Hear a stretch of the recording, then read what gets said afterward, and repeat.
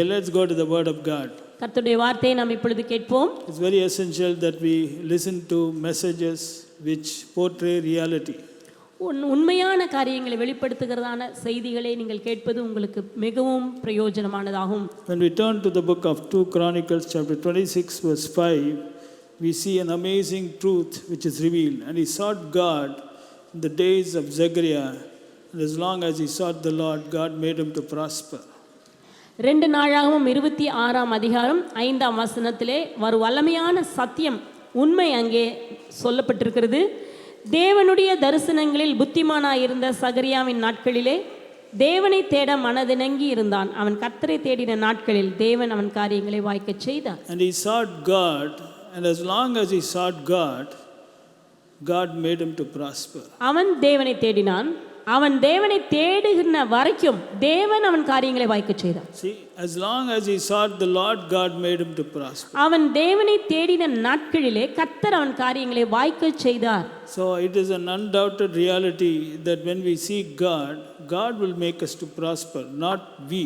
ஆகவே எந்த விதமான சந்தேகமும் இல்லாத ஒரு உண்மை என்னவென்றால், நீங்க தேவனை தேடும் பொழுது கர்த்தர் உங்கள் காரியங்களை வாய்க்கச் செய்வார், நீங்கள் அல்ல, நம்முடைய பலத்தினால் அல்ல. Now the question is, he sought God in the days of the Old Testament according to the way that God wanted him to seek him.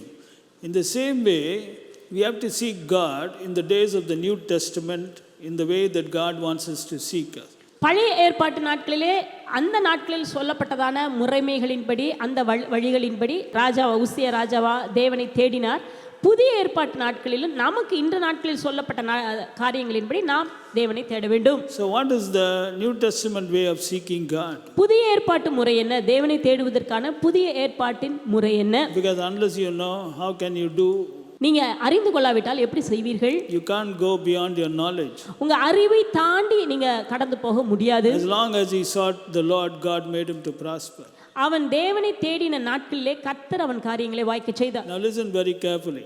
கவனமாக கேட்போம். In Ephesians chapter 5 verse 8, the Bible says, for you were sometimes darkness, but now are ye light in the Lord, walk as children of light. எபேசியர் 5ஆம் அதிகாரத்திலே நாம் வாசிக்கிறோம், நீங்கள் முன்பு அந்தகாரமாய் இருந்தீர்கள், இப்பொழுதோ கர்த்தருக்குள் வெளிச்சமாய் இருக்கிறீர்கள். Now look at what the apostle Paul is revealing. He says, you were sometimes darkness.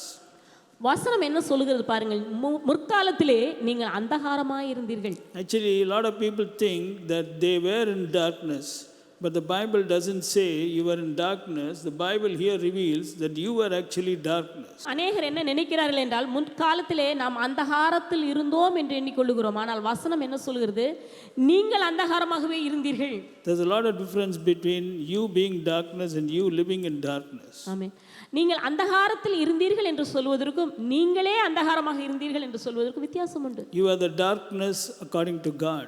தேவனை பொறுத்தவரைக்கும் நீங்கள் முற்காலத்தில் அந்தகாரமாய் இருந்தீர்கள். But what happened to you? The light of God shined upon you, and now we are light in the Lord. ஆனால் நடந்தது என்ன? உங்கள் மேல் தேவனுடைய வெளிச்சம் பிரகாசித்தது, இப்பொழுதோ கர்த்தருக்குள் வெளிச்சமாய் இருக்கிறீர்கள். See, now are ye light in the Lord. இப்பொழுது நீங்கள் கர்த்தருக்குள் வெளிச்சமாய் இருக்கிறீர்கள். So those who were darkness were made light in the Lord. ஆகவே அந்தகாரமாக இருந்தவர்கள் தேவனுக்குள் இப்பொழுது வெளிச்சமாக மாற்றப்பட்டிருக்கிறார்கள். Never forget that. இதை ஒருபோதும் மறந்து விடாதீர்கள். I think this is the greatest miracle, darkness becoming light. இது மிகப்பெரிய ஒரு அற்புதமாம். அந்தகாரமாய் இருந்தவர்கள் வெளிச்சமாய் மாறுகிறார்கள். See, you were sometimes darkness, but now are ye light. முன்பு நீங்கள் அந்தகாரமாய் இருந்தீர்கள், இப்பொழுதோ வெளிச்சமாய் இருக்கிறீர்கள். Not the term. You were sometimes darkness, but now are ye light. அந்த வார்த்தையை கவனிப்போம். முற்காலத்தில் நீங்கள் அந்தகாரமாய் இருந்தீர்கள், இப்பொழுதோ கர்த்தருக்குள் வெளிச்சமாய் இருக்கிறீர்கள். So God has done an amazing work in you. தேவன் உங்களுக்குள்ளாக ஒரு பெரிய ஆச்சரியமான காரியத்தை செய்திருக்கிறார். And now he expects us to understand the work that he has done and live in line with what he has done. இன்றைக்கு தேவன் என்ன காரியத்தை செய்து முடித்திருக்கிறாரோ அதின்படி நீங்கள் வாழ வேண்டும் என்று தேவன் விரும்புகிறார். What does he expect those who are light to do? He says, walk as children of light. வெளிச்சமாக மாற்றப்பட்டிருக்கிறதான நீங்கள் வெளிச்சத்தின் பிள்ளைகளைப் போல நடந்து கொள்ளுங்கள். Now that is the meaning of seeking the Lord. இதற்கு பெயர்தான் கர்த்தரை தேடுவதாகும். When a person walks as children of light, then he is seeking the Lord. நீங்கள் கர்த்தரை தேடுகிறீர்கள் என்றால் வெளிச்சத்தின் பிள்ளைகளாக நீங்கள் நடந்து கொள்கிறீர்கள் என்ற அர்த்தமாம். As long as he sought the Lord, God made him to prosper. அவன் தேவனை தேடினதான நாட்களிலே கர்த்தர் அவன் காரியங்களை வாய்க்கும்படி செய்தார். So when you walk as children of light, you are seeking the Lord. நீங்கள் வெளிச்சத்தின் பிள்ளைகளைப் போல நடக்கும் பொழுது நீங்கள் தேவனை தேடுகிறீர்கள். Now a lot of people have questions. How do I walk as children of light? பலருக்குள் கேள்விகள் இருக்கிறது. எப்படி நான் தேவனுடைய பிள்ளையாக நான் நடந்து கொள்ள முடியும்? That is what today we are going to teach you. அதை குறித்து தான் நான் இன்றைக்கு சொல்ல போகிறேன். In Ephesians chapter 5 verse 6, step number 1, let no man deceive you with vain words. எபேசியர் 5ஆம் அதிகாரம் 6ஆம் வசனத்திலே உங்களை வீண் வார்த்தைகளினால் மோசம் போக்காதபடிக்கு ஒருவனும் மோசம் போக்காதபடிக்கு எச்சரிக்கையாயிருங்கள். So step number 1 is do not be deceived. முதலாவது படியே நீங்கள் வஞ்சிக்கப்படாதீர்கள். That is the step number 1. This is how we walk as children of light. இப்படி தான் நாம் தேவனுடைய பிள்ளைகளாக நடக்கிறோம். We have to understand that we children of light, though we are light, we are living in a world surrounded by enticements, temptations, invitations which are trying to pull you into the web of deception. இன்றைக்கு நாம் தேவனுடைய பிள்ளைகளாக வெளிச்சத்தின் பிள்ளைகளாக இருந்தாலும் நம்மை பல வகையான உலகத்தின் கவர்ச்சிகளும் மற்றும் பல வகையான காரியங்கள் நம்ம இழுக்கிறது, அழைக்கிறது, நம்மை இழுத்து கொள்ள முயற்சிக்கிறது. அதாவது அந்த வலைக்குள்ளாக இழுக்க முயற்சிக்கிறது. We are surrounded by enticements, temptations and invitations. நம்மை சுற்றிலும் பல வகையான கவர்ச்சிகளும் நம்மை சுற்றிலும் பல வகையான சோதனைகளும் சூழ்ந்து கொண்டிருக்கிறது. How many of you know that? எத்தனை பேருக்கு இது தெரியும்? Everywhere you are surrounded by enticements, you are surrounded by temptations, you are surrounded by so many invitations. உங்களை சுற்றிலும் பல வகையான கவர்ச்சியான காரியங்கள் உங்களை இழுத்து கொண்டிருக்கின்றன. பல வகையான சோதனைகள், பல வகையான காரியங்கள் உங்களை வா வா என்று அழைக்கிறது. The enemy is working overtime. சத்ருவானவன் முழுவதும் இரவும் பகலுமாக அவன் வேலை செய்கிறான். Because he wants to pull you into the web of deception. ஏனெனில் இந்த வஞ்சனை என்கிறதான வலைக்குள்ளாக உங்களை சிக்க வைக்க அவன் முயற்சித்துக் கொண்டிருக்கிறான். Because he knows that when you get stuck in the web of deception, you will no more be seeking the Lord. நீங்கள் இந்த வஞ்சனை என்கிற வலையிலே நீங்கள் சிக்கி விடுவீர்களானால் தேவனை நீங்கள் தேட மாட்டீர்கள். All these things will happen just like that. இவையெல்லாம் எப்படி நடக்கிறது என்றால் திடீர் என்றுதான். That is the area where we have to be careful. ஆகவே தான் நாம் இந்த காரியங்களிலே வெகு ஜாக்கிரதையாக இருக்க வேண்டும். Because once you are caught in the web of deception, there are two things which can happen. Number 1, you can backslide. Number 2, you can become lukewarm. இரண்டு காரியங்கள் சம்பவிக்க கூடும். நீங்கள் இந்த வஞ்சகம் என்கிறதான வஞ்சனை என்கிற வலையிலே நீங்கள் சிக்கிக் கொள்வீர்களானால் முதலாவது நீங்கள் பின்வாங்கி போவீர்கள், இரண்டாவதாக வெதுவெதுப்பாக மாறுவீர்கள். You know, the point is both backsliding and lukewarm have the same consequences. நீங்க பின்வாங்கி போனாலும் வெதுவெதுப்பாக இருந்தாலும் அதனுடைய விளைவுகள் இரண்டுமே ஒன்றுதான். A lot of people don't understand. பலர் இதை அறிந்து கொள்வதில்லை. They think those who are backslidden have become worse. Those who are lukewarm are better. But if you go to the book of Revelation chapter 3 from verse 14 to 16, you will understand how dangerous lukewarm is. And unto the angel of the church of the Laodiceans write, verse 15, I know thy works, that thou art neither cold nor hot. I wish thou art cold nor hot. So then because thou art lukewarm and neither cold nor hot, I will spew thee out of my mouth. இந்த இரண்டுமே, அதாவது சிலர் நினைக்கிறாங்க பின்வாங்கி போயிட்டா அது ரொம்ப மோசமான நிலைமை, அதே வெதுவெதுப்பா இருந்துட்டா பரவாயில்லன்னு நினைக்கிறாங்க. ஆனா வசனம் என்ன சொல்லுகிறது பார்ப்போம். வெளிப்படுத்தல் 3, லவோதிக்கேயா சபையின் தூதனுக்கு நீ எழுத வேண்டியது என்னவென்றால், உன் கிரியைகளை நான் அறிந்திருக்கிறேன். நீ குளிரும் அல்ல அனலும் அல்ல. நீ குளிராயாவது அனலாயாவது இருந்தால் நலமாயிருக்கும். இப்படி நீ குளிருமின்றி அனலுமின்றி வெதுவெதுப்பா இருக்கிறபடினால் உன்னை என் வாயினின்று வாந்தி பண்ணி போடுவேன். God is telling, because you are lukewarm, I will vomit you out of my mouth. ஆண்டவர் சொல்கிறார், நீ வெதுவெதுப்பாக இருக்கிறதினால் நான் உன்னை வாந்தி பண்ணி போடுவேன். What's the meaning of lukewarm? You are neither cold neither hot. வெதுவெதுப்பு என்றால் அர்த்தம் என்ன? அனலாயும் இல்லை குளிராயும் இல்லை. Backslide means you become cold.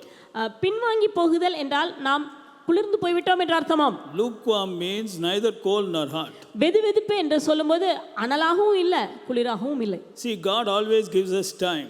தேவன் எப்போதுமே நமக்கு நேரம் தருகிறார். Time so that we may repent. நாம் மனம் திரும்பும்படி தேவன் நமக்கு நேரத்தை தருகிறார். But if we continue to remain in the same position, then your definition will be lukewarm. நீங்க தொடர்ந்து அதே நிலைமையிலே இருந்துட்டு இருப்பீங்கன்னா உங்களுக்கு பெயர் என்ன தெரியுமா? வெதுவெதுப்பா இருக்கிறீர்கள். And God says, I will vomit you out of my mouth. கர்த்தர் சொல்கிறார், நான் உன்னை வாயிலிருந்து வாந்தி பண்ணி போடுவேன். So this is what happens when you give heed to these enticements and allurements and temptations and get entangled in the web of deception. இதுதான் நடக்கும். நீங்கள் அதாவது கவர்ச்சிகளுக்கு மற்றும் உங்களை கவர்ந்து இழுக்கக்கூடியதான சோதனைகளுக்கு நீங்கள் இடம் கொடுத்து இந்த வஞ்சனை என்கிறதான வலையிலே நீங்கள் சிக்கிக்கொள்ளும் பொழுது இப்படி தான் நடக்கும். Neither cold nor hot. நீங்கள் வெதுவெதுப்பாய், அதாவது அனலும் இல்லாமல் குளிரும் இல்லாமல் மாறுவீர்கள். I want you to examine yourself today and find out whether today you are in that particular status. இன்றைக்கு இந்த நேரத்திலே உங்களையே நீங்கள் ஆராய்ந்து பாருங்கள். இந்த நிலையில் நீங்கள் இருக்கிறீர்களா? Whether you are lukewarm. நீங்கள் வெதுவெதுப்பாய் இருக்கிறீர்களா? You know what's the meaning of lukewarm? வெதுவெதுப்பு என்றால் அர்த்தம் என்ன? They will read the Bible. வேதத்தை வாசிப்பாங்க. They'll come to church. சபைக்கு வருவார்கள். They will sing songs. பாடல்களை பாடுவார்கள். They will worship the Lord. தேவனையும் ஆராதிப்பார்கள். Because if you're cold, all this will be very, very low. But if you're lukewarm, there will be some type of activity relating to religion. ஏன்னா முழுவதுமே குளிர்ந்து போயிட்டான் ஒரு மனுஷனா எதுவுமே இருக்காது. ஆனால் வெதுவெதுப்பாக இருக்கிறாங்கன்னா ஏதோ தேவனை தேடக்கூடியதான அந்த பக்தியின் காரியங்களிலே கொஞ்சம் காணப்படும். And they think they are seeking the Lord, but God says, you are not seeking me, I want to vomit you out of my mouth. ஆனால் மனதில் அவர்கள் என்ன நினைப்பார்கள் என்றால் தாங்கள் தேவனை தேடுகிறதாக எண்ணிக்கொள்வார்கள். தேவன் என்ன சொல்கிறார்? நான் உன்னை வாந்தி பண்ணி போடுவேன். That is why we have to understand this truth, because all the actions of the enemy are to ensure that you do not think that these things are dangerous.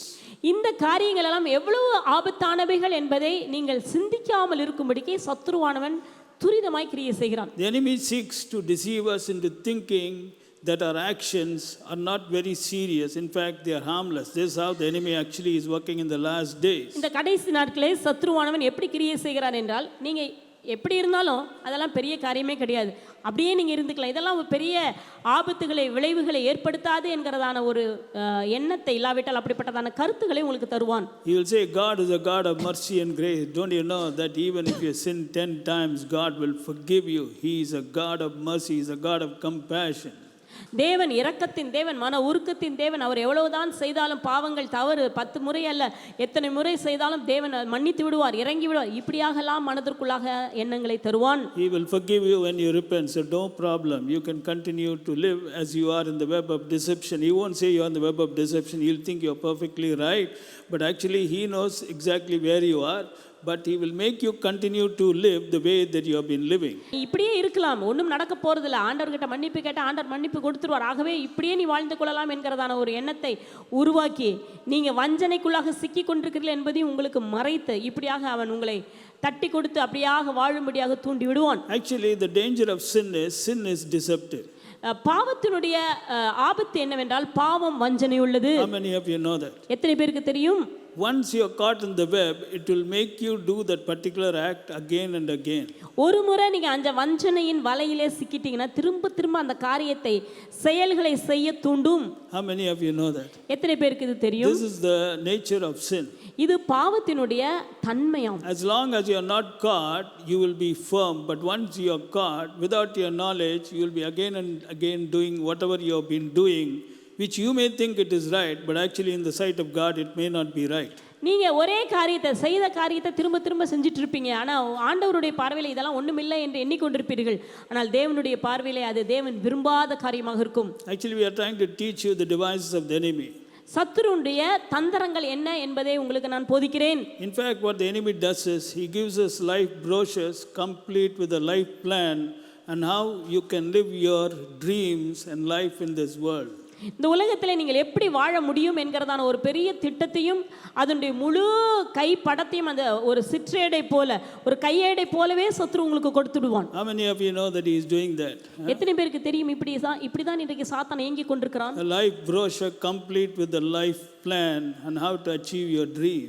எப்படி உங்களுடைய கனவுகளை நீங்கள் மெய்யாக மாற்றிக்கொள்வது என்பதை குறித்ததான ஒரு கையேடே உங்க கையில கொடுத்துருவான் சாத்தான். The center of the plan is just self. அந்த திட்டத்தினுடைய மையம் என்னவென்றால் தான் தான் தான் சுயம் தான். And the method he uses is empty words.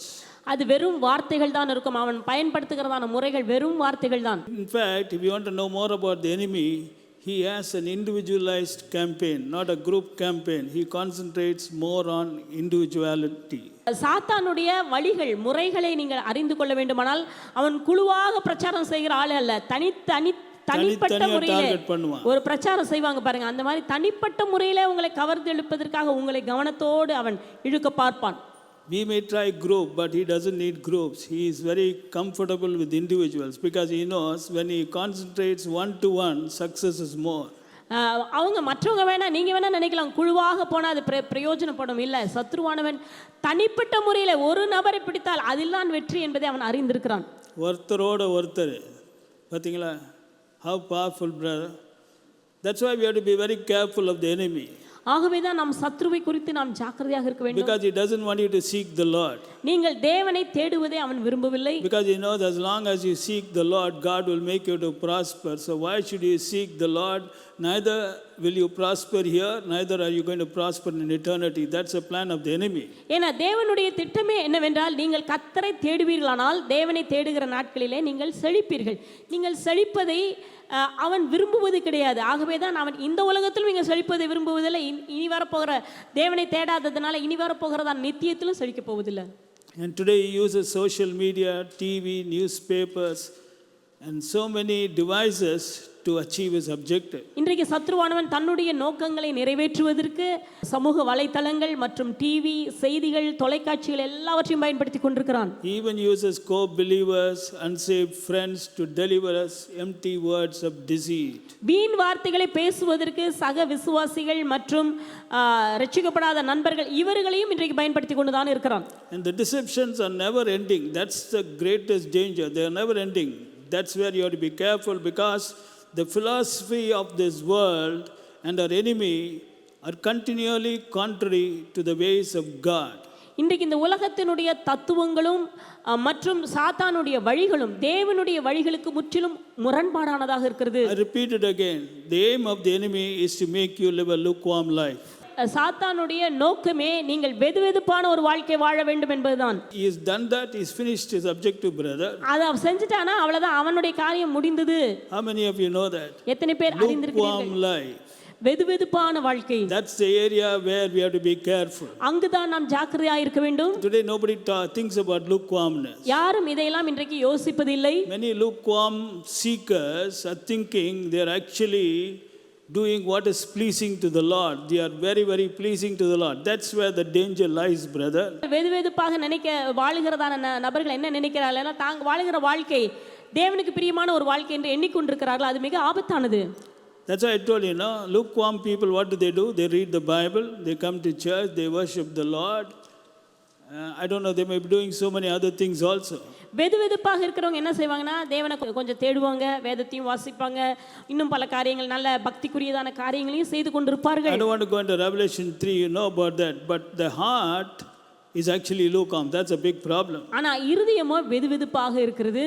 See, we have to understand that we are living in a world where truth is stumbling in the streets. இன்றைக்கு நாம் வாழ்ந்து கொண்டிருக்கிறதான உலகம் எப்படி இருக்குது என்றால், சத்தியமானது தெருவிலே வீதியிலே இடறிக் கொண்டிருக்கிறது. How many of you know that? எத்தனை பேருக்கு இது தெரியும்? We live and stumble in darkness. In fact, that's how people are living. They are groping around here and there like blind men. இன்றைக்கு குருடர்களைப் போல ஜனங்கள் இங்கும் அங்குமாக இருளிலே தடவுகிறவர்களைப் போல தான் வாழ்ந்து கொண்டிருக்கிறார்கள். But actually, God has made you light in the Lord, and therefore you are not blind. நீங்கள் உங்களை ஆண்டவர் எப்படி மாற்றியிருக்கிறார் என்றால், கர்த்தருக்குள் உங்களை வெளிச்சமாக மாற்றியிருக்கிறார். ஆகவே நீங்கள் இருளில் இருக்கிறவர்கள் அல்ல.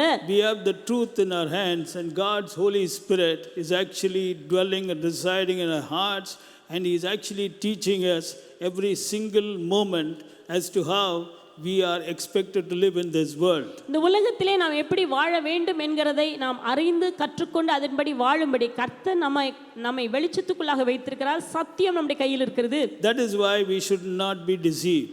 ஆகவே நாம் வஞ்சிக்கப்பட்டு போகக்கூடாது. That's why after telling walk as children of light, He says, let no man deceive you.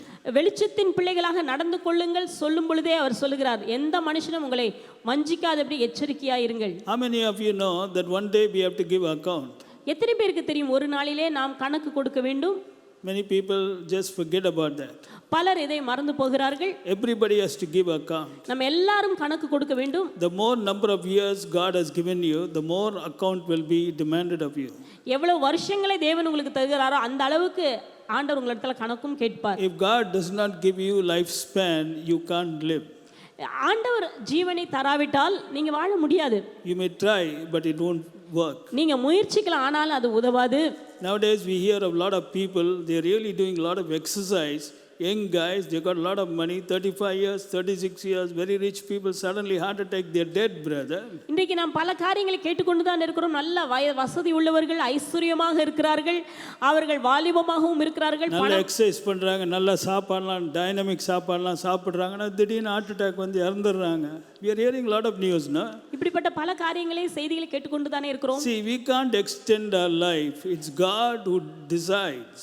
நாம் நம்முடைய நாட்களை அதிகமாக்க முடியாது, தேவன் தீர்மானிக்கிறார். That is why we have to be careful with the time that God has given us, because one day we have to give account. ஆகவே தான் தேவன் நமக்கு கொடுத்திருக்கிறதான நாட்களை குறித்து கணக்கு ஒப்புவிக்க வேண்டியவர்கள் என்பதை குறித்து நாம் அறிந்து ஜாக்கிரதையாய் எச்சரிப்பாய் வாழ வேண்டும். In 2 Corinthians chapter 5 verse 10, the apostle Paul says, for we must all appear before the judgment seat of Christ. 2 கொரிந்தியர் 5ஆம் அதிகாரம் 10வது வசனத்திலே வாசிக்கிறோம், நாம் எல்லாரும் கிறிஸ்துவின் நியாயாசனத்துக்கு முன்பதாக வெளிப்பட வேண்டும். We, he is talking about children of light. இந்த இடத்திலே நாம் என்று சொல்லும்போது வெளிச்சத்தின் பிள்ளைகளை குறித்து சொல்லுகிறது. We, he is including himself. தன்னையும் சேர்த்து தான் சொல்லுகிறார். He says we children of light must means certainly, all means everyone, no exception. All of you have to appear before the judgment seat of Christ. நாம் எல்லாரும் கிறிஸ்துவின் நியாயாசனத்துக்கு முன்பதாக என்று சொல்லும்போது, நாம் எல்லாரும் என்று சொல்லும்போது அதிலே எந்த விதமான விதிவிலக்கும் கிடையாது. வெளிப்பட வேண்டும் என்று சொல்லும்போது நிச்சயமாக அதிலிருந்து நாம் தப்பிக்கவும் முடியாது. In Romans it says all of us have to give account of himself to God. நாம் எல்லாரும் Romans 14 and verse 12. So then every one of us shall give account of himself to God. ரோமர் 14:12 பார்க்கிறோம், ஆதலால் நம்மில் ஒவ்வொருவனும் தன்னை குறித்து தேவனுக்கு கணக்கு ஒப்புவிப்பான். How many of you are aware of this? எத்தனை பேர் இதை அறிந்திருக்கிறீர்கள்? Every one of us, children of light, shall give account of himself unto God. எத்தனை பேருக்கு தெரியும் தேவனாலே வெளிச்சத்தின் பிள்ளைகளாக மாற்றப்பட்டதான நாம் ஒவ்வொருவரும் தன்னை குறித்து தேவனுக்கு கணக்கு ஒப்புவிக்க வேண்டும். One day we have to stand before that seat. ஒரு நாள் நாம் அந்த சிங்காசனத்துக்கு முன்பதாக நிற்க வேண்டும். And the reason why you are standing is to give account. அங்கே நாம் நிற்பதற்கான காரணம் என்னவென்றால் நாம் அங்கே கணக்கு ஒப்புவிக்க வேண்டும். Nobody will help you, no computers will help you, no laptops will help you. You have to give account. அங்கே உங்களுக்கு எந்த விதமான லேப்டாப்ஸோ அல்லது எந்த விதமான கம்ப்யூட்டரோ இருக்காது, நீங்கள் தான் உங்களை குறித்து கணக்கு ஒப்புவிக்க வேண்டும். But pastor, I have a big problem. I am very forgetful.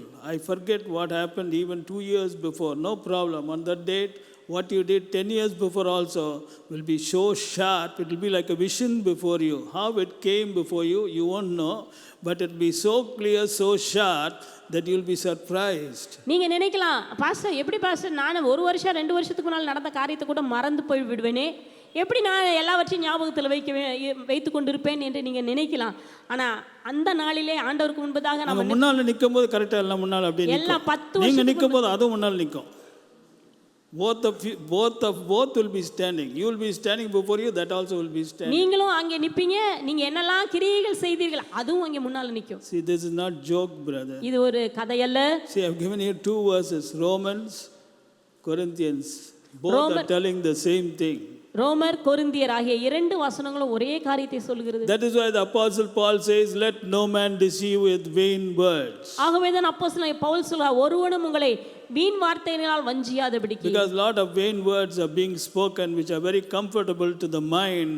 We really love these words because they are in line with how we are living in this world. ஏன்னா பல அநேக வீண் வார்த்தைகள் பேசப்படுகிறது, அது மனதுக்கு சரியாக இருக்கும், ஆனால் அது தேவனுடைய பக்தி விருத்தி உண்டாக்காது. நமக்கு அது ரொம்ப பிரியமா இருக்கு, நம்ம ஏற்றுக்கொள்ள கூடியதா இருக்கின்றது, ஆனால் எச்சரிக்கையோடு இருக்கும். How clearly he is saying to the children of light, let no man deceive you with vain words. எவ்வளவு தெளிவாக சொல்கிறார், வெளிச்சத்தின் பிள்ளைகளாகிய உங்களை ஒருவனும் வீண் வார்த்தைகளினால் மோசம் போக்காதபடிக்கு எச்சரிக்கையாயிருங்கள். Now the only way to avoid being deceived is to fill yourself with truth.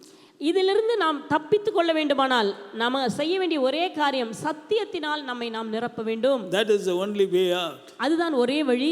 Go all out to fill yourself with the truth of the Lord. தேவனுடைய சத்தியத்தினால் உங்களை நிரப்பிக் கொள்ளுங்கள். In 2 Timothy chapter 2 verse 15, in the English Bible it says study. 2 தீமோத்தேயு 2ஆம் அதிகாரம் 15வது வசனத்திலே வாசிக்கிறோம், நீ படி என்று வசனம் சொல்கிறது. That's what the English Bible, King James says, study. படி படி என்று சொல்கிறது. Okay, other translation may give you some other word, but I like this word, study. படி படி படி. Look at that, study. நீ படி என்று வசனம் சொல்கிறது. That's a job which you have to do, brother. இது நீங்கள் செய்ய வேண்டிய வேலையாகும். Study to show thyself approved unto God, a workman that needeth not be ashamed, rightly dividing the word of truth. 2 தீமோத்தேயு 2:15, நீ வெட்கப்படாத ஊழியக்காரனாயும் சத்திய வசனத்தை நிதானமாய் பகுத்து போதிக்கிறவனாயும் உன்னை தேவனுக்கு முன்பதாக உத்தமனாக நிறுத்தும்படி ஜாக்கிரதையாயிரு. See, in other words, we have to show ourselves approved unto God.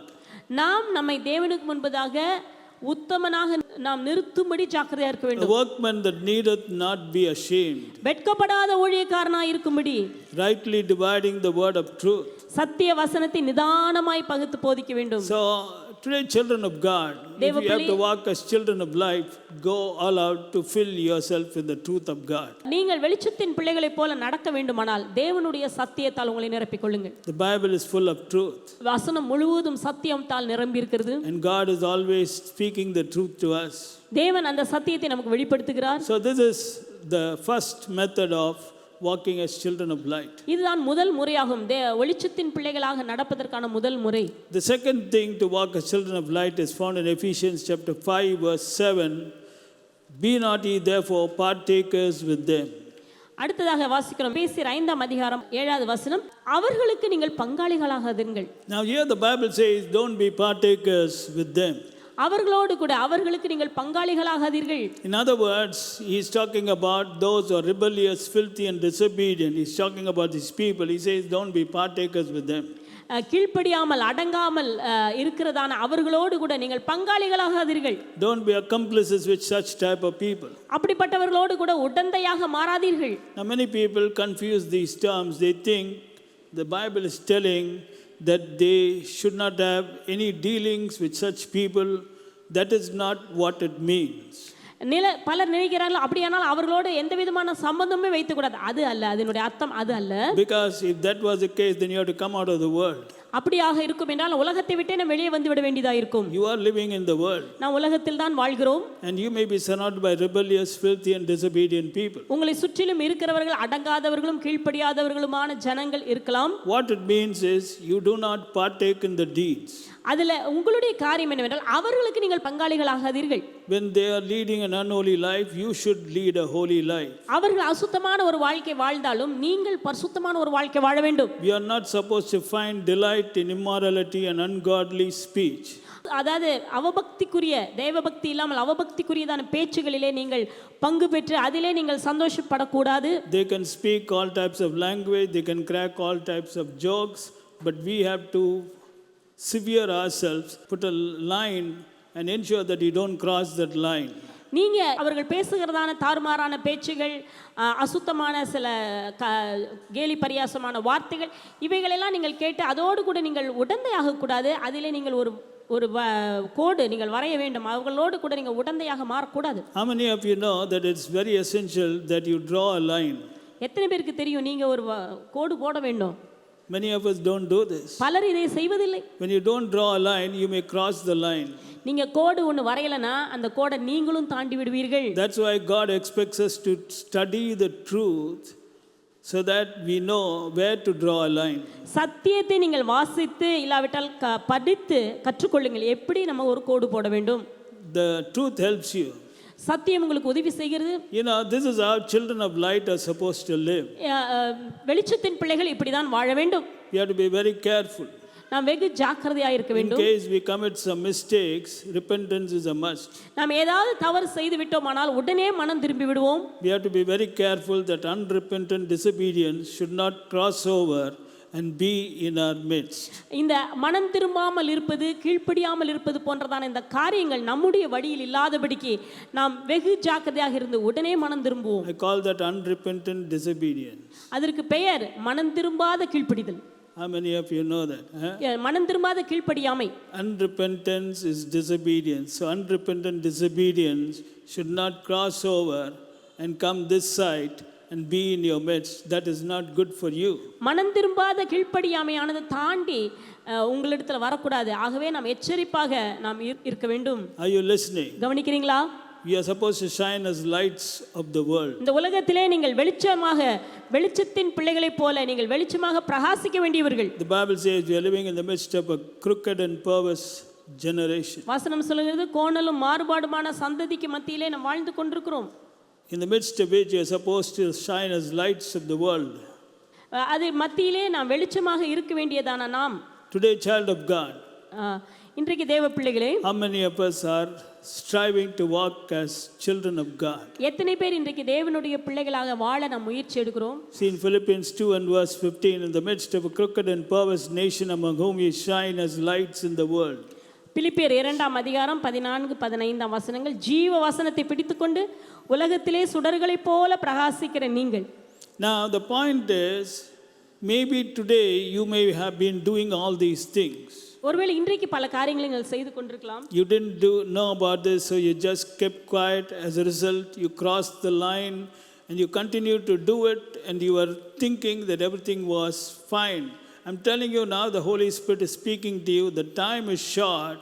It's time that you really go into the truth instead of thinking that what you're doing is right, and ask God to forgive you and repent so that God's mercy and grace may cover you and restore you to the original plan of God.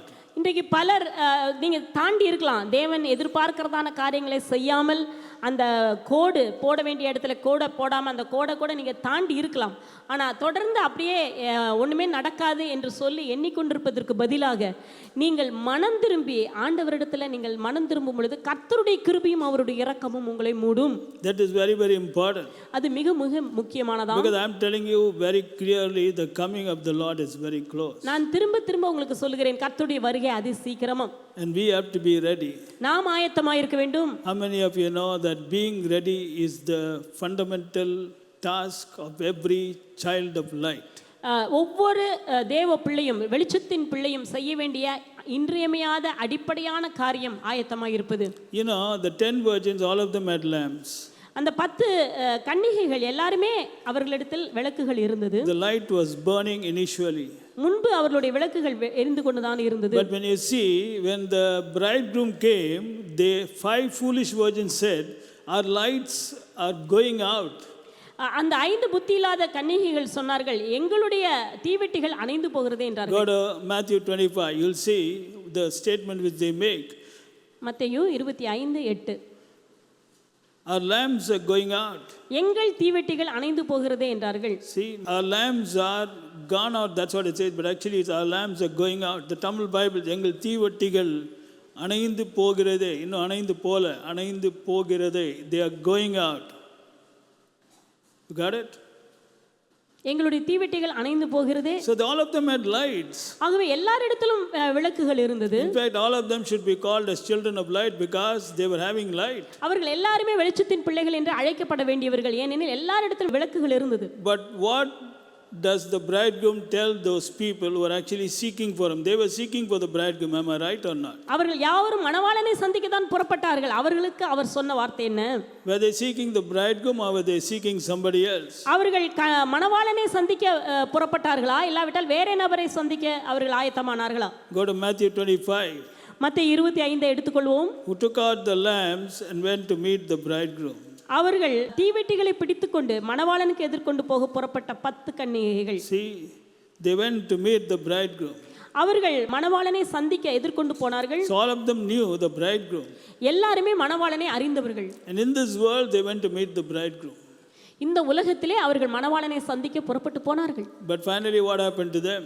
முடிவில் என்ன நடந்தது? In verse 12, the bridegroom says, verily I say unto you, I know you not. 12ஆம் வசனத்திலே நாம் வாசிக்கிறோம், அதற்கு அவர் உங்களை அறியேன் என்று மெய்யாகவே உங்களுக்கு சொல்கிறேன் என்றார். You know, Jesus will not talk much in that date. அந்த நாளிலே இயேசு அதிகம் பேச மாட்டார். He won't talk much. அதிகம் இயேசு பேச மாட்டார். Just in one statement the matter will be over. ஒரே ஒரு வாக்கியம் தான், எல்லாம் முடிந்தது. I know you not. உங்களை நான் அறியேன். That's all finished. அவ்வளவுதான், பேசி முடிச்சிட்டார். That is why we have to walk as children of light, not keep on claiming that we are children of light. Claiming is good. You are children of light. You are claiming whom you are. But that is not going to solve the issue. The issue demands that you walk as children of light. நீங்க வெளிச்சத்தின் பிள்ளைகள் என்று சொல்லிக் கொண்டிருப்பது பெரிதல்ல, அது நல்லதுதான். ஆனா வெளிச்சத்தின் பிள்ளைகளை போல நீங்கள் நடந்து கொள்ள வேண்டும், அதுதான் முக்கியம். சொல்லுவது பெரிதல்ல, எப்படியாக நீங்கள் இருக்கிறீர்களோ அதன்படி நடக்க வேண்டும். Thirdly, to walk as children of light, you have to do Ephesians chapter 5 verse 10, proving what is acceptable to the Lord. அடுத்ததாக மூன்றாவதாக எபேசியர் 5ஆம் அதிகாரம் 10வது வசனம், கர்த்தருக்கு பிரியமானது இன்னதென்று சோதித்து பாருங்கள். Another translation says, learn what is pleasing unto the Lord. அடுத்த மொழிபெயர்ப்பு சொல்கிறது, கர்த்தருக்கு பிரியமானது இன்னதென்று நீங்கள் கற்றுக்கொள்ளுங்கள். I think that's a very good statement. Learn. கற்றுக்கொள்ளுங்கள். Learn. படித்துக்கொள்ளுங்கள், கற்றுக்கொள்ளுங்கள். We are learning so many things, but are you learning this particular subject? What is pleasing unto the Lord? நீங்கள் अनेக காரியங்களை இந்த உலகத்திலே கற்றுக்கொண்டிருக்கிறீர்கள், ஆனால் கர்த்தருக்கு பிரியமானது இன்னதென்று கற்றுக்கொள்கிறீர்களா? இந்த பாடத்தை கற்றுக்கொண்டீர்களா? In fact, why we should learn is because we were conceived in sin and we were darkness in this world. Because the light of God shined upon us, because of His mercy, we became light of the world. And therefore, we have to learn. And the Holy Spirit is teaching us always. He is, in fact, a wonderful teacher. ஏனெனில் நாம் இந்த உலகத்தில் பிறக்கும் பொழுதே பாவத்தில் நாம் பிறந்து, அதுக்கு பிறகு நாம் முற்காலத்திலே அந்தகாரமாக இருந்தீர்கள் என்று வசனம் சொல்லுகிறது. இப்படி நாம் அந்தகாரமாக இருந்திருக்கிறோம். ஆகவே தான் நாம் இப்பொழுது இவைகளை கற்றுக்கொள்ள வேண்டும். தேவனுக்கு பிரியமானது இன்னது என்பது என்ன என்பதை நாம் கற்றுக்கொள்ள வேண்டும். Actually, by ourselves we cannot understand what is pleasing to the Lord. நம்மால் நாமே நாம் தேவனுக்கு பிரியமானது இன்னது என்பதை நாம் கற்றுக்கொள்ள முடியாது. Because we were the darkness in the world. இந்த உலகத்திலே நாம் முற்காலத்தில் நாம் அந்தகாரமாக இருந்தோம். We made the world dark. நாம் இந்த உலகத்தை இருளாக மாற்றினோம். How many of you know that? எத்தனை பேருக்கு தெரியும்? Darkness in a place makes the place dark. ஒரு இடத்துல இருள் இருந்தா அந்த இடம் முழுவதும் அது இருளாக மாற்றும். You got it? Why do you call a place dark? ஏன் ஒரு இடத்தை இருள் என்று அழைக்கிறோம்? Because darkness entered that place. ஏன்னா அங்கே இருள் வந்து விட்டது. When light enters that place which was dark suddenly becomes light. அந்த இடத்துல வெளிச்சம் வரும் என்றால் அது வரைக்கும் இருட்டாக இருந்த இடம் அது வெளிச்சமாக மாறிவிடும். So formerly who were you? முன்பு நீங்கள் எப்படி இருந்தீர்கள்? You were darkness. நீங்கள் இருளாக இருந்தீர்கள். So what did you do? நீங்கள் என்ன செய்தீர்கள்? You made the world dark. நீங்க உலகத்தையே இருளாக வைத்தீர்கள். Do you get this? புரியுதா உங்களுக்கு? Our thoughts were dark. நம்மளுடைய எண்ணங்கள் அப்படி இருந்தது, இருளாக. Our thinking was dark. நம்மளுடைய எண்ணங்கள் அப்படியாக இருந்தன. Our words were dark. நம்முடைய வார்த்தைகள் அப்படி இருந்தது. Our actions were dark. நம்முடைய செயல்கள் அப்படி இருந்தது. Everything we touched was tainted with darkness and wickedness and evil. நாம் தொட்டது எல்லாமே ஒரு இருள் நிறைந்ததாக, இருளோட சம்பந்தப்பட்டதாகவே இருந்தது. In fact, John 3 and verse 19 says, men loved the darkness rather than the light, for the deeds were evil. யோவான் 3ஆம் அதிகாரத்திலே நாம் பார்க்கிறோம் 19வது வசனம், ஒளியானது உலகத்திலே வந்திருந்தும் மனுஷருடைய கிரியைகள் பொல்லாதவைகளாக இருக்கிறபடினால் அவர்கள் ஒளியை பார்க்கும் இருளை விரும்புகிறதே அந்த ஆக்கினைக்கு காரணமாகும். The point is, men love darkness. மனிதர்கள் இருளையே விரும்புகிறார்கள். So such a person suddenly became light. இப்படிப்பட்டதான நபர் வெளிச்சமாக மாறிவிட்டார். Because of Christ. கிறிஸ்துவினாலே. And because we have become light, now our thoughts, words and actions are supposed to be light. நாம் இன்றைக்கு வெளிச்சமாக மாறி இருக்கிறதுனால நம்முடைய செயல்கள், நம்முடைய எண்ணங்கள் எல்லாமே வெளிச்சமாக இருக்க வேண்டும். Only when our thoughts, words, actions are light, then only we can walk as children of light. நம்முடைய சிந்தனைகள், நம்முடைய எண்ணங்கள் எல்லாம் வெளிச்சமாக இருந்தால் தான் நாம் வெளிச்சத்தின் பிள்ளைகளாக வாழ முடியும். And when will our thoughts, words and actions be light? When we prove or learn what is acceptable or pleasing to the Lord, and when we act accordingly. தேவனுக்கு பிரியமானது என்ன என்பதை கண்டுபிடித்து அது அப்படி வாழ்ந்தால்தான் நாம் தேவனுக்கு முன்பதாக வெளிச்சத்தின் பிள்ளைகளாக இருக்க முடியும். See, when you understand what is pleasing to the Lord, then you are walking as light. நீங்க கர்த்தருக்கு பிரியமானது என்னது என்று கண்டுபிடிப்பீங்கன்னா நீங்க வெளிச்சமா நடக்கறீங்க, because Lord is light. ஏன்னா கர்த்தர் வெளிச்சமாகவே இருக்கிறார். So what is pleasing to the Lord is light, and when you do what is pleasing to the Lord which is light, then you are walking as light. நீங்க கர்த்தருக்கு பிரியமானது என்னதென்று நடக்கும்போது அவருக்கு வெளிச்சமாகவே நீங்கள் வாழ்கிறீர்கள். You understand? Are you listening, my dear people of God? That is why spend a lot of time to find out what is pleasing to the Lord. தேவனுக்கு பிரியமானது என்ன என்பதை கண்டுபிடிங்கள். அதுக்கு See, in நேரம் 1 செலவிடுங்கள். John chapter 1 verse 7, but if we walk in the light as he is in the light. 1 யோவான் 1 7வது வசனம், அவர் ஒளியில் இருக்கிறது போல நாமும் ஒளியிலே நடந்தால். Now look at this. There's a very powerful statement. But if we walk in the light as he is in the light. அவர் வெளிச்சத்தில் ஒளியில் இருக்கிறது போல நாமும் ஒளியிலே நடந்தால்.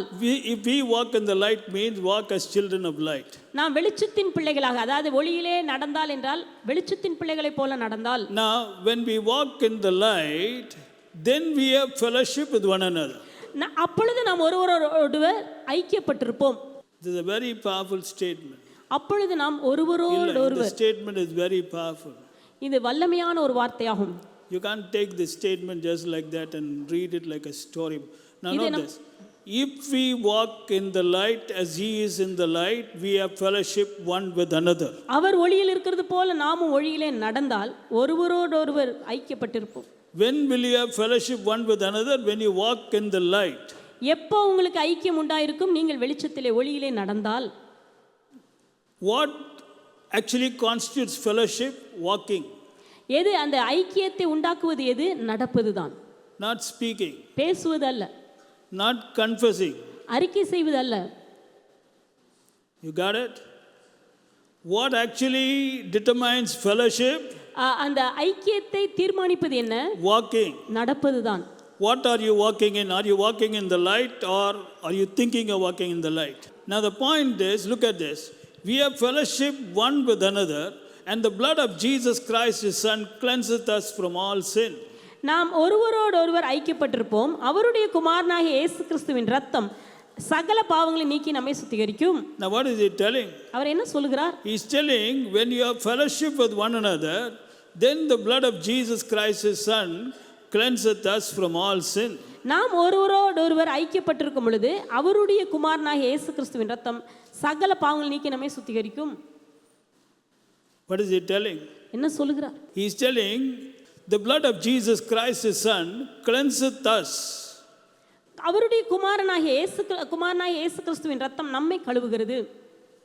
What does the blood of Jesus Christ do? இயேசு கிறிஸ்துவின் இரத்தம் என்ன செய்கிறது? It cleanseth us. அது நம்மை கழுவுகிறது. Cleanseth us. நம்மை கழுவுகிறது. From all sin. எல்லா பாவங்களையும் நீக்கி. When? எப்பொழுது? When you have fellowship one with another. நீங்கள் ஒருவர் ஐக்கியப்பட்டிருக்கும் பொழுது. And when can you have fellowship one with another? When you walk in the light. எப்பொழுது உங்களுக்கு ஐக்கியம் உண்டாயிருக்கும் என்றால் நீங்கள் வெளிச்சத்திலே நடந்தால்தான். Now who can walk in the light?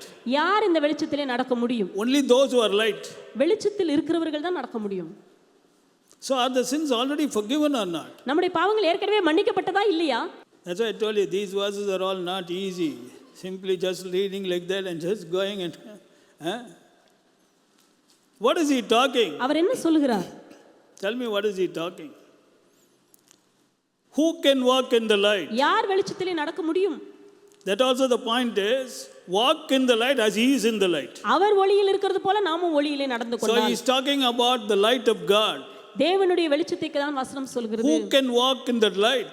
அந்த வெளிச்சத்திலே யார் நடக்க முடியும்? Those who are darkness, who already made light in the Lord, only can walk in the light. தேவனாலே வெளிச்சமாக மாற்றப்பட்டவர்கள் தான் இந்த வெளிச்சத்தில் நடக்க முடியும். Those whose sins have already been forgiven. யாருடைய பாவங்கள் கழுவப்பட்டதோ அவர்கள் தான் நடக்க முடியும். Those who have been cleansed, those who have been washed and sanctified by the blood of Jesus. இயேசு கிறிஸ்துவின் இரத்தத்தினாலே கழுவப்பட்டு சுத்திகரிக்கப்பட்டவர்கள். But what the apostle is telling is, அப்போஸ்தலன் என்ன சொல்கிறார்? though you have been cleansed and now you are light, you should walk in the light as he is in the light, and then you will have fellowship one with another, and the blood of Jesus Christ his son will cleanse you from all sin. அவர் ஒளியில் இருக்கிறது போல நாமும் ஒளியிலே நடந்தால் ஒருவரோடொருவர் ஐக்கியப்பட்டிருப்போம். அவருடைய குமாரனாகிய இயேசு கிறிஸ்துவின் இரத்தம் சகல பாவங்களை நீக்கி நம்மை சுத்திகரிக்கிறது. Did you notice that? You didn't understand. I'm not here to make you understand right now. This is a big topic, but I just want you to understand. Just don't keep on thinking, oh, everything is over, everything is over, everything is over. I know that. That is why God is telling you to walk as children of light. Try to find out. There's a lot of power behind this, because sins have to be cleansed. As long as uncleansed sin is there, the devil can touch you. பாவத்தினுடைய வல்லமை என்னவென்றால் சாத்தான் பாவம் இருக்கிற வரைக்கும் சுத்திகரிக்கப்படாத பாவம் இருக்கும் என்றால் நம்முடைய வாழ்க்கையிலே சாத்தான் நம்மை தொட முடியும். That's all. That's why in the Old Testament the day of atonement was. ஆகவேதான் பழைய ஏற்பாட்டு நாட்களிலே மீட்பின் நாள் என்று ஒரு நாள் இருந்தது. That the sins were covered. அந்த நாட்களிலே பாவங்கள் மூடப்பட்டன. Because as long as sin is there, devil can touch you. பாவம் இருக்கிற வரைக்கும் சாத்தானால் உங்களை தொட முடியும். That's why Jesus Christ came to destroy the works of the devil. That's why for this purpose Son of God was manifest to destroy the work. How? By freeing man from sin. இதற்காகவே இயேசு கிறிஸ்து பிசாசினுடைய கிரியைகளை அழிக்கும்படிக்கு தேவனுடைய குமாரன் வெளிப்பட்டார். பாவத்திலிருந்து மனிதனை விடுதலையாக்கும்படிக்கு. Romans 6:18. ரோமர் 6:18 வசனம். But now being made free from sin. இப்பொழுதோ நாம் பாவத்திலிருந்து விடுதலையாக்கப்பட்டு. Romans 6:22. ரோமர் 6:21. But now being made free from sin. இப்பொழுது நீங்கள் பாவத்திலிருந்து விடுதலையாக்கப்பட்டு. See, that's what God did. இதுதான் தேவன் செய்த காரியம். He freed you from sin, which gave the enemy power. சாத்தானுக்கு வலிமையை கொடுத்ததான அந்த பாவத்திலிருந்து உங்களை விடுதலையாக்கி விட்டார். Adam and Eve lost all their power because of sin. பாவத்தினால் தான் ஆதாம் ஏவாள் எல்லாரும் தங்களுடைய வலிமையை தங்களுடைய பலனை இழந்தார்கள். Everything they lost. தங்களுக்கு இருந்த எல்லாவற்றையும் இழந்தார்கள். Why? ஏன்? Because sin entered. ஏன்னா பாவம் நுழைந்து விட்டது. Through one man sin entered and Adam lost everything. ஒரு மனிதனின் மூலமாக பாவம் நுழைந்தது, ஆதாம் எல்லாவற்றையும் இழந்தார். That is why another man had to enter. ஆகவே அடுத்த ஒரு மனிதன் வர வேண்டியதா இருந்தது. This man entered and drove away the sin. இந்த மனிதன் உள்ளே நுழைந்து பாவத்தை விரட்டினார். This man gave sin entry, that man entered and drove away sin. And freed man from sin. முதலாவது ஆதாம் பாவத்திற்கு இடம் கொடுத்து பாவத்தை வரவழைத்தார். இரண்டாவது மனுஷன் உள்ளே நுழைஞ்சு அந்த நுழைஞ்ச பாவத்திலிருந்து மனிதன் விடுதலை ஆக்கிட்டார். And now he says you are free, free, free, and man doesn't understand what free, what free, what free. You are free, being now being made free from sin. இப்பொழுது நீங்கள் பாவத்திலிருந்து விடுதலையானீர்கள் என்று சொன்னாலும் மனுஷனுக்கு விளங்கல என்ன விடுதலை. That's why you are light in the Lord, brother. ஆகவேதான் இப்பொழுது நீங்கள் கர்த்தருக்குள் வெளிச்சமாய் இருக்கிறீர்கள். How can darkness be light? எப்படி இருள் வெளிச்சமாக இருக்க முடியும்? He has been made free from sin. இவர் பாவத்திலிருந்து விடுதலையாகி விட்டார். So now he is light in the Lord. இப்பொழுது தேவனுக்குள் இவர் வெளிச்சமாக இருக்கிறார். You got it? Put again Romans 6:18. Put that. Being then made free from sin. பாவத்திலிருந்து நீங்கள் விடுதலையாக்கப்பட்டு. Being then made free from sin. நீங்கள் பாவத்திலிருந்து விடுதலையாக்கப்பட்டு. Being then made free from sin. பாவத்திலிருந்து விடுதலையாக்கப்பட்டு. 22. Put that. But now being made free from sin. இப்பொழுது நீங்கள் பாவத்திலிருந்து விடுதலையாக்கப்பட்டு. Now he is free from sin. இப்பொழுது அவர் பாவத்திலிருந்து விடுதலையாகி விட்டார். Now he is light in the Lord. இப்ப கர்த்தருக்குள் வெளிச்சமாக இருக்கிறார். And then he says walk as children of light. அடுத்ததாக இப்ப சொல்றாரு நீ வெளிச்சத்தின் பிள்ளையை போல நடந்து கொள். Is this point clear? உங்களுக்கு புரியுதா இது? Because you have been made free from sin. ஏனா இப்போ நீங்க பாவத்திலிருந்து விடுதலையாகி விட்டீர்கள். Don't get entangled once again. திரும்பமாக அதிலே சிக்கிக் கொள்ளாதீர்கள். In case by mistake or error you have committed some sins also, if you walk in the light as he is in the light, your fellowship one with another, and the blood of Jesus Christ his son will cleanse you from all sin. நீங்கள் ஒளியிலே அவர் ஒளியில் இருக்கிறது போல நீங்கள் ஒளியிலே நடந்தால் நீங்கள் ஒருவரோடொருவர் ஐக்கியப்பட்டிருப்பீர்கள். சில தவறுகளையே நீங்கள் செய்தாலும் அவருடைய குமாரனாகிய அதுக்கு பிறகு தவறுகள் செய்தாலும் கவலைப்படாதீங்கன்றாரு. உன் பாவத்தை ஆண்டவர் மன்னிப்பான்றாரு. ஆமென். Because if you go to 1 John chapter 1 verse 8. 1 யோவான் 1:8. If we say that we have no sin, we deceive ourselves and the truth is not in us. நமக்கு பாவம் இல்லை என்போமானால் நம்மை நாமே வஞ்சிக்கிறவர்களாய் இருப்போம். See, first he says in verse 7, but if we walk in the light, as he is in the light, we have fellowship one with another, and the blood of Jesus Christ, his son, cleanses us from all sin. And then he says, if we say that we have no sin, we deceive ourselves. முதலாவது சொல்லுகிறார் நாம் ஒளியிலே அவர் இருக்கிறது போல நாம் ஒளியிலே நடந்தால் நாம் ஒருவரோடொருவர் ஐக்கியப்பட்டிருப்போம். அவருடைய குமாரனாகிய இயேசு கிறிஸ்துவின் ரத்தம் நம்மை சகல பாவங்கள் நீக்கி நம்மை சுத்திகரிக்கும். அடுத்ததாக நம்மிலே பாவம் இல்லை என்று சொல்லுவோமானால் நம்மை நாமே வஞ்சிக்கிறவர்களாய் இருப்போம். And the truth is not in us. சத்தியம் நமக்குள் இராது. Paul says you're freed from sin. Pavul சொல்லுகிறார் நாம் பாவத்திலிருந்து விடுதலையானோம் என்று. See, this is where we have to be very careful. இங்க தான் நாம் வெகு ஜாக்கிரதையாக இருக்க வேண்டும். Did you notice that? If you say that you have no sin, நம்மிலே பாவம் இல்லை என்போமானால் we deceive ourselves. நம்மை நாமே வஞ்சிக்கிறவர்களாய் இருப்போம். And then the truth is not in us. சத்தியம் நமக்குள் இராது. And then he says, next verse, if we confess our sins. நம்முடைய பாவங்களை நாம் அறிக்கையிட்டால், He's not talking about unbelievers, brother. இங்கே அவிசுவாசிகளை குறித்து வசனம் சொல்லவில்லை. He's talking about children of light. வெளிச்சத்தின் பிள்ளைகளை குறித்து தான் சொல்லப்பட்டிருக்கிறது. You understand? 7, 8, 9, all our children are light. 7, 8, 9 வசனங்கள் எல்லாமே வெளிச்சத்தின் பிள்ளைகள் தான். If we confess our sins, நம்முடைய பாவங்களை நாம் அறிக்கையிட்டால், He is faithful and just to forgive us. அவர் நம்முடைய அநியாயத்தை நீக்கி நம்மை சுத்திகரிப்பதற்கு உண்மை And to உள்ள, cleanse us from all unrighteousness. எல்லா அநியாயத்தையும் நீக்கி நம்மை சுத்திகரிக்க அவர் உண்மையும் நீதியும் உள்ளவராய் இருக்கிறார். Today, child of God, தேவ பிள்ளையே, that is why we should walk as children of light. ஆகவே தான் நாம் வெளிச்சத்தின் பிள்ளைகளைப் போல நடக்க When வேண்டும். we walk as children of light, நாம் வெளிச்சத்தின் பிள்ளைகளைப் போல நடக்கும்போது sometimes you may commit some mistakes. சில தவறுகளை நீங்கள் செய்யலாம். Maybe 1, 2, 3, 4. ஒருவேளை 1, 2, 3, 4 என்று சில தவறுகளை செய்யலாம். If you ask forgiveness, He will forgive you. நீங்க ஆண்டவர்ட்ட மன்னிப்பு கேட்ட ஆண்டவர் உங்களுக்கு மன்னிப்பார். The blood of Jesus Christ will cleanse you from all sin. இயேசு கிறிஸ்துவின் இரத்தம் சகல பாவங்களை நீக்கி உங்களை சுத்திகரிக்கும். That is why we have to learn what is pleasing to the Lord. ஆகவே தேவனுக்கு பிரியமானது என்ன என்பதை கண்டுபிடிப்போம். God is always teaching us. தேவன் எப்போதும் நமக்கு போதிக்கிறார். In fact, if we see the Apostle Paul's prayer, go to Colossians chapter 1, verse 9 and 10. Look at this. For this cause we also, since the day we heard it, do not cease to pray for you and to desire that you may be filled with the knowledge of His will, in all wisdom and spiritual understanding, that you may walk worthy of the Lord and to all pleasing, being fruitful in every good work and increasing in the knowledge of God. கொலோசியர் 1:9-10 வசனத்தில் வாசிக்கிறோம். இது நிமித்தம் நாங்கள் அதை கேட்ட நாள் முதல் உங்களுக்காக இடைவிடாமல் ஜெபம் பண்ணுகிறோம். நீங்கள் எல்லா ஞானத்தோடும் ஆவிக்குரிய விவேகத்தோடும் அவருடைய சித்தத்தை அறிகிற அறிவினால் நிரப்பப்படவும், சகலவித நற்கிரியைகளுமாய கனிகளை தந்து தேவனை அறிகிற அறிவில் விருத்தி அடைந்து கர்த்தருக்கு பிரியமுண்டாக அவருக்கு பாத்திரராய் நடந்து கொள்ள நாங்கள் வேண்டிக் கொள்கிறோம். Now he is talking about those who are already born again. ஏற்கனவே மறுபடியும் பிறந்தவர்களை குறித்து அவர் பேசுகிறார். He says, we are praying for you. உங்களுக்காக நான் ஜெபிக்கிறேன். From the day we heard, we do not cease to pray for you. கேட்ட நாள் முதல் நாங்கள் ஜெபம் பண்ணுவதை நிறுத்தவில்லை. We desire that this thing may happen in your life. உங்க வாழ்க்கையில் இது நடக்க வேண்டும் என்று ஜெபிக்கிறோம். What should happen? எது நடக்க வேண்டும்? You may be filled. நீங்கள் நிரப்பப்பட வேண்டும் என்று. Now look at this. You may be filled. நீங்கள் நிரப்பப்பட வேண்டும். Not partly filled. பாதி பாதியாக அல்ல. Not little. குறைவாக அல்ல. Actually, what is the job of a believer? ஒரு விசுவாசியினுடைய வேலை என்ன? He should ensure that he is filled. தான் நிரப்பப்பட்டிருக்கிறதை கவனித்துக் கொள்ள வேண்டும். With what should he be filled? எதினாலே நிரப்பப்பட வேண்டும்? With the knowledge of God's will. கர்த்தருடைய சித்தத்தை அறிகிற அறிவினால் நிரப்பப்பட வேண்டும். How many of you are working for that? எத்தனை பேர் இதுக்காக பிரயாசப்படுகிறீர்கள்? How many of you are really working? எத்தனை பேர் இதுக்காக பிரயாசப்படுகிறீர்கள்? Being filled with the knowledge of God's will. கர்த்தருடைய சித்தத்தை அறிகிற அறிவினாலே நிரப்பப்படுவதற்காக. Because only when you are filled with the knowledge of God's will, you will do His will, brother.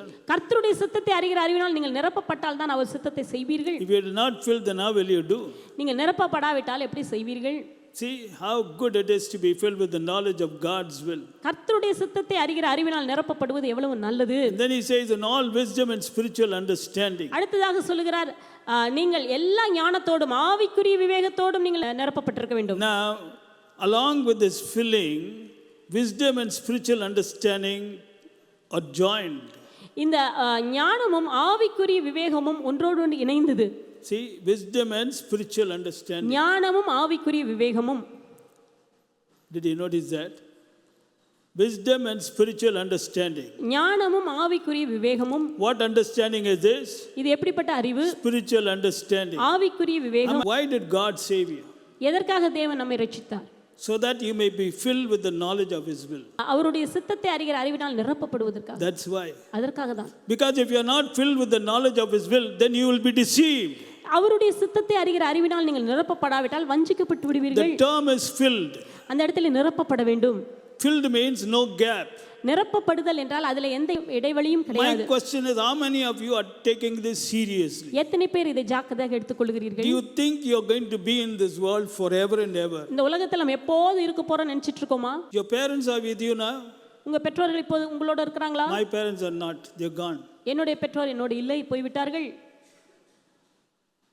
Where did they go? எங்கே போனார்கள்? They were living with you. உங்களோடு வாழ்ந்தவர்கள். Did they take any effort when they were in this world to fill themselves with the knowledge of His will in all wisdom and spiritual understanding? இந்த உலகத்திலே அவர்கள் வாழும்போது தேவனுடைய சித்தத்தை அறிகிற அறிவினால் நிரப்பப்படுவதற்கு ஏதாவது முயற்சி எடுத்தார்களா? Did they do anything? ஏதாவது செய்தார்களா? Did you tell them? நீங்கள் அவர்களுக்கு You சொன்னீர்களா? didn't tell them? நீங்கள் சொல்லவில்லை.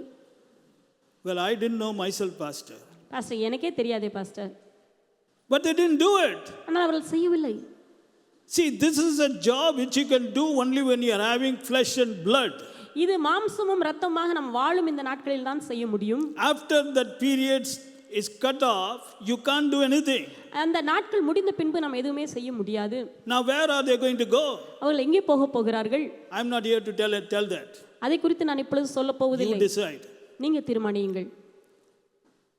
That's why the Apostle Paul is praying. அதுதான் அப்போஸ்தலனாகிய பவுல் ஜெபிக்கிறார். Lord, ஆண்டவரே, these people have become children of light. இவர்கள் தேவனுடைய அதாவது வெளிச்சத்தின் பிள்ளைகளாக மாறி இருக்கிறார்கள். Lord, I'm not going to stop praying. I'm going to pray for them.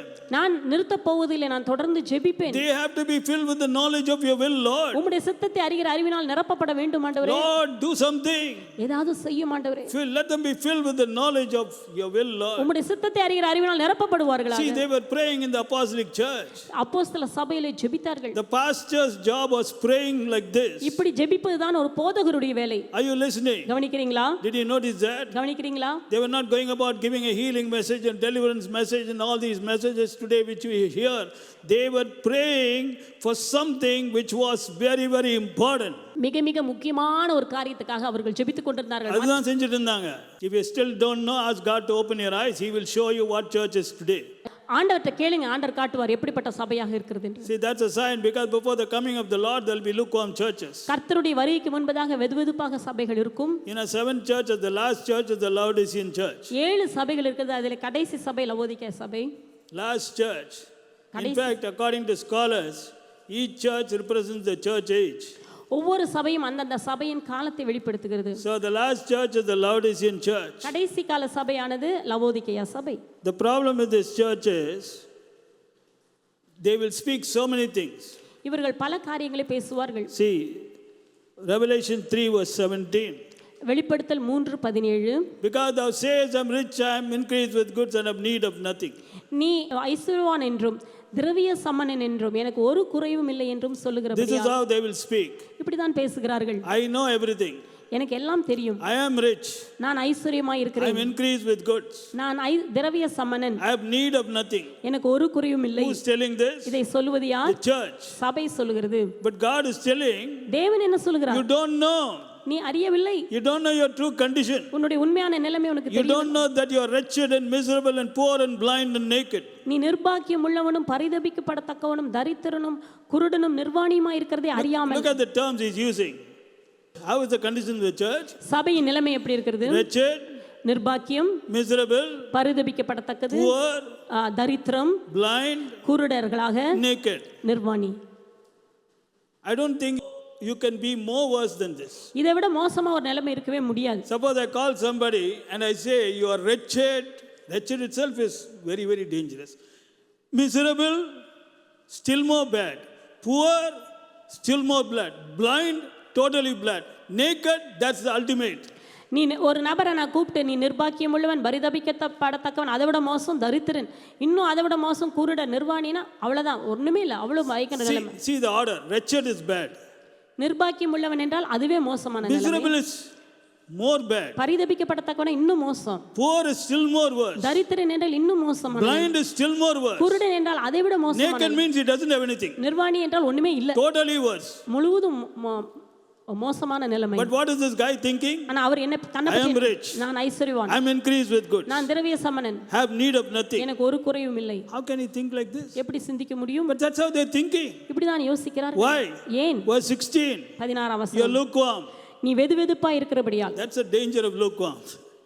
See, cold people know குளிராய் இருக்கிறவர்கள் அறிந்திருப்பார்கள் who they are. தாங்கள் யார் என்று அவர்களுக்கு தெரியும். They know. அவர்களுக்கு தெரியும். They know I'm cold. அவர்களுக்கே தெரியும் தாங்கள் குளிராய் இருக்கிறது. But the lukewarm people don't know. ஆனா இந்த வெதுவெதுப்பா இருக்கிறவர்களுக்கு தெரியாது. That is why God says, I will vomit you out of your mouth because you are creating too much of damage inside me. நீ எனக்குள்ளாக இருந்து பல வேதனைகளை உண்டாக்குகிறதுனால் உன்னை வாந்தி பண்ணி போடுவேன் என்கிறார். Now why are these people wretched and miserable, poor and blind and naked? Because they didn't do anything to fill themselves with the knowledge of His will. அவர்கள் செய்த காரியம் தவறு என்னவென்றால் தேவனுடைய சித்தத்தை அறிகிற அறிவினாலே தங்களை நிரப்பிக் கொள்ளவில்லை. They didn't bother about it, brother. அதை குறித்து அவர்கள் They were not bothered. அதை குறித்து They கவலைப்படவில்லை. will come to Jesus because Jesus heals. அவள் இயேசுவின் இடத்தில் வந்ததுக்கு காரணம் இயேசு சுகமாக்குகிறார். Will Jesus heal? இயேசு சுகமாக்குகிறாரா? So I am coming. ஆகவே வருகிறேன். They will come to Jesus because Jesus will give them a financial breakthrough or some other breakthrough. வாழ்க்கையில பொருளாதார விருத்தி அடைதலை தருவார், இல்லாவிட்டால் வேற காரியங்களை விருத்தி Some breakthrough. ஏதோ ஒரு பிரேக் த்ரூ தருகிறார். All the thinking is only breakthrough. அவங்களுடைய எண்ணம் எல்லாம் பிரேக் த்ரூ தான். These are today people are. இப்படி தான் இன்றைக்கு Come on, இருக்கிறார். brother. I don't know whether you are like that. I know you are not like that. You are all good people. It's serious matter. Coming of the Lord is very close, and if we don't do something to fill ourselves, then what can God do? நம்மை நாம் நிரப்பிக் கொள்வதற்கு நாம் கிரியை செய்யவிட்டால் தேவன் என்ன செய்ய முடியும்? That's why you have to pray to God. ஆகவே தேவனிடத்திலே நாம் ஜெபிக்க வேண்டும். Lord, am I redeeming the time or am I wasting my time? ஆண்டவரே, நேரத்தை வீணாக்குகிறேனா இல்லாவிட்டால் பிரயோஜனப்படுத்துகிறேனா? I don't want to waste my time, Lord. என் நேரத்தை நான் வீணாக்க கூடாது ஆண்டவரே. Lord, you gave me time. எனக்கு நேரத்தை தந்திருக்கிறீர். All these days I wasted my time. இதுவரைக்கும் நான் நேரத்தை வீணாக்கி விட்டேன். I never thought I was a child of light. I was just casually living. Lord, right now I repent. இப்பொழுது நான் மனம் திரும்புகிறேன். I'm really going to be serious, Lord. ஆண்டவரே, நான் இதை குறித்து ஜாக்கிரதையாய் நீ இருக்க போகிறேன். This is my eternity.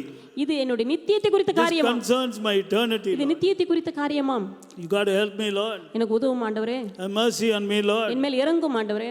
Definitely God will have double mercy on you. கர்த்தர் நிச்சயமாகவே உங்கள் மேல் இறங்குவார். That's why today, child of God, ஆகவே தேவ பிள்ளைகளே, it's very important that you go all out to be filled with the knowledge of His will in all wisdom and spiritual understanding. ஆகவே எல்லா ஞானத்தோடும் ஆவிக்குரிய விவேகத்தோடும் தேவனுடைய சித்தத்தை அறிகிற அறிவினால் நிரப்பப்படுங்க. Now you know why you should be filled with the knowledge of His will. ஏன் நீங்கள் அதனால் நிரப்பப்பட வேண்டும்? Verse 10. 10வது வசனம். That you might walk worthy of the Lord, pleasing Him in every way. கர்த்தருக்கு பிரியமுண்டாக நீங்கள் அவருக்கு பாத்திரராய் நடந்து கொள்ள. See, that you might walk worthy of the Lord, pleasing Him in every way. கர்த்தருக்கு பிரியமுண்டாக நீங்கள் அவருக்கு பாத்திரராய் நடந்து கொள்ளும். See, when you are filled with the knowledge of His will, in all wisdom and spiritual understanding, you will walk worthy of the Lord, pleasing Him in every way. நீங்கள் தேவனுடைய சித்தத்தை அறிகிற அறிவினால் நிரப்பப்படுவீர்களானால் கர்த்தருக்கு முன்பதாக பிரியமுண்டாக அவருக்கு பாத்திரராய் நடந்து கொள்வீர்கள். You will walk. நீங்கள் நடப்பீர்கள். You will walk. நீங்கள் நடப்பீர்கள். You will walk. நீங்கள் நடப்பீர்கள். That knowledge will make you to walk. அந்த அறிவு உங்களை நடக்க வைக்கும். And then you will be seeking the Lord. கர்த்தரை நீங்கள் தேடுவீர்கள். And as long as you seek the Lord, God will make you to prosper. நீங்கள் கர்த்தரை தேடுகிற நாட்கள் எல்லாம் கர்த்தர் உங்கள் காரியங்களை வாய்க்க பண்ணுவார். The effectual fervent prayer of righteous man availeth much. நீதிமான் செய்யும் ஊக்கமான வேண்டுதல் மிகுந்த பிரயோஜனம் How உள்ளது. many of you know that? எத்தனை பேருக்கு I'm தெரியும்? telling you, those who are going to go all out to be filled with the knowledge of His will, they will be considered as righteous. And the effectual fervent prayer of a righteous man availeth much. James chapter 5 verse 16. நீதிமான் என்று எண்ணப்படுவார்கள். அவர்கள் செய்கிற ஊக்கமான வேண்டுதல் மிகவும் பலனுள்ளதாக So இருக்கும். today, Church of God, ஆகவே தேவ சபையே, I want you to take this message very இந்த seriously, செய்தியை ஜாக்கிரதையாக எடுத்துக்கொள்ளுங்கள். because God has transformed us from darkness into light. தேவன் நம்மை இருளிலிருந்து வெளிச்சமாக மாற்றிவிட்டார். He now wants us to walk as children of light. இப்பொழுது நாம் வெளிச்சத்தின் பிள்ளைகளாக நடக்க விரும்புகிறார். We just saw a small glimpse only, இதில் குறித்ததான ஒரு சிறிய காரியத்தை தான் பார்த்தோம். but it has got a lot of meaning. I don't want to go more into this. இதுக்குள்ளாக இன்னும் ஆழமாக நாம் போக விரும்பவில்லை. The Spirit of the Lord is dwelling inside us. நமக்குள்ளாக பரிசுத்த ஆவியானவர் வாசம் பண்ணி கொண்டிருக்கிறார். He is interceding for us. நமக்காக அவர் பரிந்து பேசுகிறார். How many of you know that the Spirit of the Lord is interceding for us with groanings which cannot be uttered? நான் எண்ண முடியாத அளவுக்கு அவர் நமக்குள்ளாக இருந்து அவர் நமக்காக வேண்டுதல் செய்து கொண்டிருக்கிறார். Before we close, go to the book of Romans. It will tell you what the Spirit of the Lord is doing. Romans 8 verse 26. Likewise, the Spirit also helpeth our infirmities. ஆவியானவரும் நம்முடைய பலவீனங்களை நமக்கு உதவி செய்கிறார். What does the Spirit of God do? தேவ ஆவியானவர் நமக்கு என்ன He செய்கிறார்? helpeth our infirmities. நம்முடைய பலவீனங்களில் உதவி செய்கிறார். For we know not what we should pray for as we ought. நாம் ஏற்றபடி வேண்டிக் கொள்ள வேண்டியது இன்னதென்று அறியாமல் இருக்கிறபடியால். That itself is very clear. I don't know what you are praying, but the Bible says we don't know what to pray for. நாம் எதற்கு ஜெபிக்க வேண்டும் என்று அறியாதபடியால். What are you praying? நீ என்ன ஜெபிக்கிறீங்க? You're praying what you don't know. நீங்க தெரியாத காரியங்களுக்கு ஜெபிக்கிறீர்கள். I think Do you understand now how powerful scripture?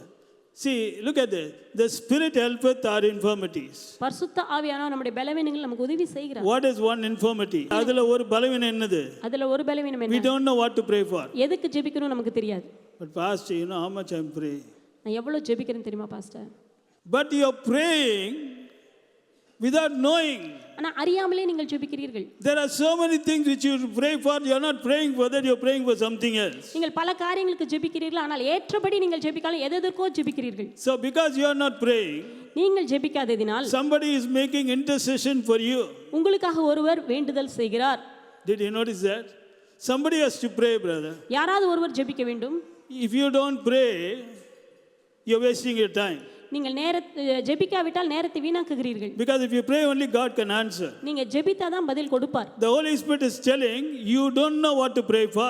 பரிசுத்த ஆவியானவர் சொல்கிறார் உங்களுக்கு என்ன ஜெபிக்க வேண்டும் என்று தெரியவில்லை. So don't worry, the Spirit himself is praying. ஆகவே ஆவியானவர் தாமே ஜெபிக்கிறார். Intercession for us. உங்களுக்காக வேண்டுதல் செய்கிறார். And do you know how he is praying? எப்படி ஜெபிக்கிறார்? With groanings.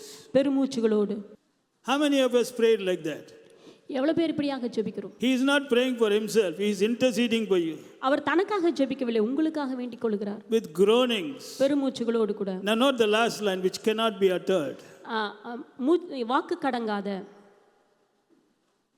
What is the meaning which cannot be uttered? வாக்கு கடங்காத என்றால் அர்த்தம் என்ன? வாக்குக்கு அடங்காத, அவ்வளவுதான். அப்படின்னா நீங்க அந்த மாதிரி நீங்க ஜெபமே பண்ண முடியாதுன்னு அர்த்தம். அப்படின்னா அந்த மாதிரி ஜெபம் என்னது இது? என்னங்க இது? அப்போ அந்த மாதிரி பாயிண்ட்லாம் இருக்கா? Did you notice that? With groanings that cannot be uttered. வாக்கு கடங்காத பெருமூச்சுகளோடு கூட. That means all of us need so much of prayer, brother. இவ்வளவு ஜெபம் நம்ம எல்லாருக்கும் தேவைப்படுகிறது. All of us need. Walk as children of light. வெளிச்சத்தின் பிள்ளைகளாக நாம் நடக்க வேண்டியவர்களுக்கு இவ்வளவு ஜெபம் தேவைப்படுகிறது. But the point is, in spite of the Spirit of God interceding for us, there are some people who are so hard-hearted. They think, I am rich, I am increased with goods, I have need of nothing, and they continue to live a lukewarm life. How sad and bad it is. இப்படிப்பட்ட நிலைமையில இருந்தாலும் நமக்காக இவ்வளோ வாக்கு கடங்காத பெருமூச்சுகளோடு அங்க ஒருவர் உங்களுக்காக ஜெபம் பண்றாரு. ஆனால் கீழே உட்கார்ந்துட்டு அவர் என்ன ஜெபம் பண்றான்னு கூட தெரியாம தாங்க நினைச்சபடியே நான் திரவிய சம்பந்தன், தமிழ் என்ன போட்டிருக்கு, நான் ஐஸ்வர்யவான், எனக்கு எந்த குறையும் கிடையாதுன்னு சொல்லிட்டு உட்கார்ந்து அதே நின்றுட்டு இருக்காங்களே, இவங்களை போய் எங்கே சேர்க்கறது? அதனால தான் my dear children of God, we need to pray. ஆகவே நாம் ஜெபிக்க வேண்டும். I need to pray. நான் ஜெபிக்க வேண்டும். I am praying for you. உங்களுக்காக நான் ஜெபித்துக் கொண்டிருக்கிறேன்.